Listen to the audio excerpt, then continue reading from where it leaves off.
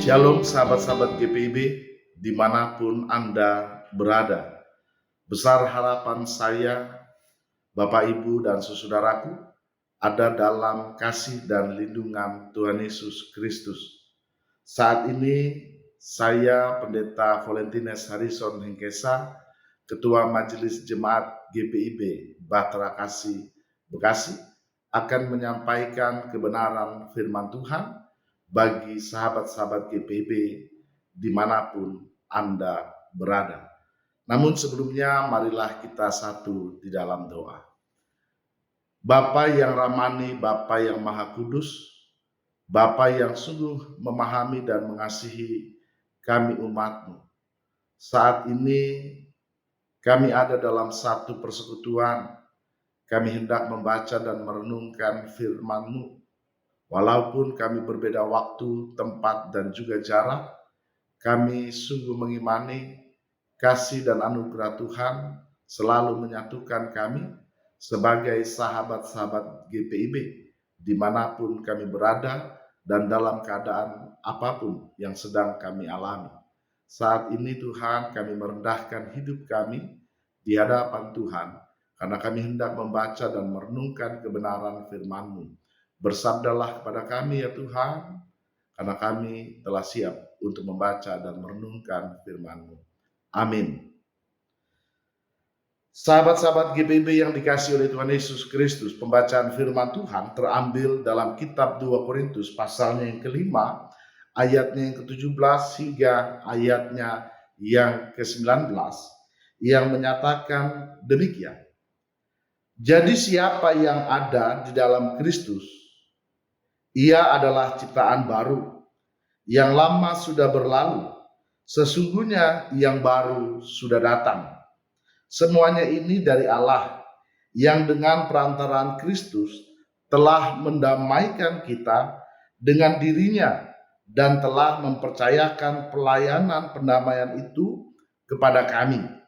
Sebab di dalam Kristus Allah mendamaikan dunia dengan dirinya tanpa memperhitungkan pelanggaran mereka, dan Dia telah mempercayakan berita pendamaian itu kepada kami. Demikian pembacaan firman Tuhan.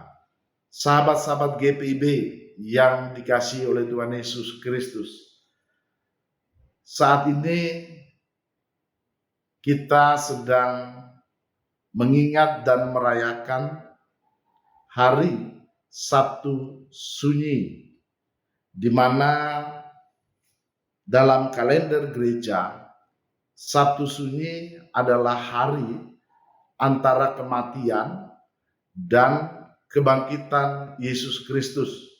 Yang terjadi adalah bagi para murid dan para pengikut Kristus saat itu, mereka ada dalam suasana ketakutan, mereka bersembunyi, mereka sunyi dan sungguh-sungguh mengalami sepi dan juga ketakutan.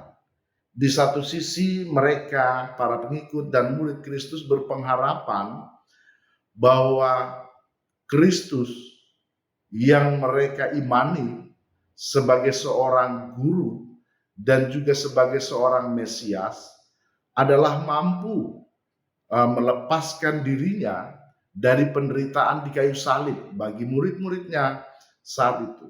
Namun justru pengharapan mereka tidak terjadi. Malah sebaliknya, Kristus mati di kayu salib dan dikuburkan. Sehingga ketakutan, kekhawatiran menyelimuti para pengikut Kristus saat itu dan juga para murid. Sahabat-sahabat GPIB, sebenarnya berbicara tentang penderitaan Kristus di kayu salib, maka salib itu sendiri menjadi simbol yang agung, karena dalam bentuk salib dia menggambarkan hal yang bersifat vertikal dan hal yang bersifat horizontal, di mana yang vertikal memiliki makna teologis bahwa salib dan kematian Kristus menggambarkan dan memiliki makna bahwa lewat Kristus dan salib mendamaikan hubungan antara manusia dengan Allah. Namun juga salib yang berbentuk horizontal mau dimaknai secara teologis bahwa kematian Kristus di kayu salib mendamaikan antara manusia dengan sesamanya. Maka kayu salib hanyalah sebuah kayu, tapi dia sungguh memiliki makna iman yang sungguh dalam. Sehingga Rasul Paulus dalam suratnya kepada jemaat di Korintus, dia menyatakan, jadi siapa yang ada di dalam Kristus, ia adalah ciptaan baru, yang lama sudah berlalu, sesungguhnya yang baru sudah datang. Rasul Paulus dia mau mengingatkan kepada sahabat-sahabat GPIB dan tentunya saya, bahwa lewat proses pengorbanan Kristus, manusia lama, kehidupan lama saya sudah diperbaharui, di mana Kristus di kayu salib bukan hanya perihal keterkutukan saja, tetapi Kristus merubah hal yang terkutuk bagi dunia, yaitu kematian, diubah menjadi berkat, diubah menjadi alat penebusan, diubah menjadi alat pendamaian antara manusia dengan Tuhannya dan antara manusia dengan sesama manusia. Sehingga di ayatnya yang ke-18 dijelaskan oleh Rasul Paulus, semuanya ini dari Allah yang dengan perantaraan Kristus telah mendamaikan kita dengan dirinya dan telah mempercayakan pelayanan pendamaian itu kepada kami. Di ayat 19, kalau ayat 18 dia berbicara pendamaian antara manusia dengan Allah, namun di ayat 19 dikatakan, sebab di dalam Kristus Allah mendamaikan dunia dengan dirinya, tanpa memperhitungkan pelanggaran mereka, dan dia telah mempercayakan berita pendamaian itu kepada kami. Rasul Paulus di ayat 19 dia mengatakan pada bagian akhir, dia telah mempercayakan berita pendamaian itu kepada kami. Artinya Rasul Paulus mau menegaskan bahwa kematian Kristus juga berbicara masalah pendamaian antara manusia dengan sesamanya. Sahabat-sahabat GPIB, maka lewat Sabtu Sunyi, lewat firman Tuhan, kita diajak untuk merenungi bersama bahwa apa yang sudah kita lakukan kemarin pada Jumat Agung, kita mengimani dan memaknai pengorbanan Kristus di kayu salib. Maka di Sabtu Sunyi ini, sahabat-sahabat GPIB diajak untuk kembali merenungi apa yang menjadi pokok inti persoalan hidup saya dan juga sahabat-sahabat GPIB. Apa yang sedang kita alami dan apa yang sedang kita gumuli. Sudahkah kita berdamai dengan Allah?